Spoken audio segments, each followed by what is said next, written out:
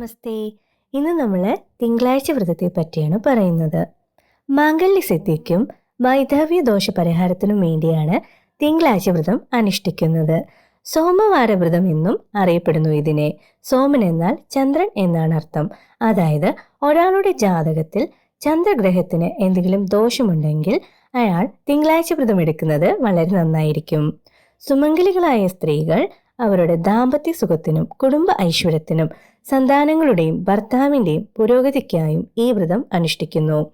എന്നാൽ വിവാഹം കഴിക്കാത്തവർ നല്ലൊരു ജീവിത പങ്കാളിയെ ലഭിക്കാനായാണ് ഈ വ്രതം അനുഷ്ഠിക്കുന്നത്. പരമശിവനെ സ്വന്തമാക്കാനായി പാർവതി ദേവിയും ഈ നോയമ്പെടുത്തിട്ടുണ്ട് എന്ന് പറയപ്പെടുന്നു. ഇനി എങ്ങനെയാണ് ഈ വ്രതം എടുക്കുന്നത് എന്ന് പറയാം.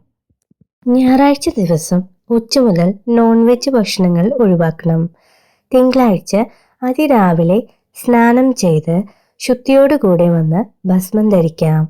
അടുത്തുള്ള ശിവക്ഷേത്രത്തിൽ പോയി ദർശനം നടത്തണം. അവിടെ ശിവന് കൂവിളത്തിലയും പാർവതി ദേവിക്ക് വെളുത്ത പുഷ്പങ്ങളും സമർപ്പിക്കാം. കൂടാതെ സ്വയംവരാർച്ചന, ഉമാമഹേശ്വര പൂജ, പിൻവിളക്ക്, ധാര എന്നീ വഴിപാടുകളും നമ്മുടെ ഇഷ്ടാനുസരണം കഴിപ്പിക്കാം. അന്നേ ദിവസം കഴിയുന്നത്ര ഓം നമഃശിവായ എന്ന മന്ത്രം ജപിക്കണം. ശിവപാർവതി ഭജനം വളരെ ശ്രേഷ്ഠമാണ്. രാവിലെ ഫലവർഗ്ഗങ്ങൾ കഴിക്കണം. ഉച്ചയ്ക്ക് ക്ഷേത്രത്തിലെ നിവേദ്യച്ചോറ് കഴിക്കുന്നതാണ് ഉത്തമം. പകൽ ഉറങ്ങാൻ പാടില്ല.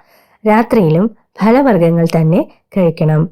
വ്രതം അവസാനിപ്പിക്കാനായി അടുത്ത ദിവസം, അതായത് ചൊവ്വാഴ്ച, കുളിച്ച് തുളസി തീർത്ഥം സേവിക്കുകയോ അടുത്തുള്ള ക്ഷേത്രത്തിലെ തീർത്ഥമോ സേവിക്കുകയോ ചെയ്യാം. അതോടുകൂടി വ്രതം അവസാനിക്കും.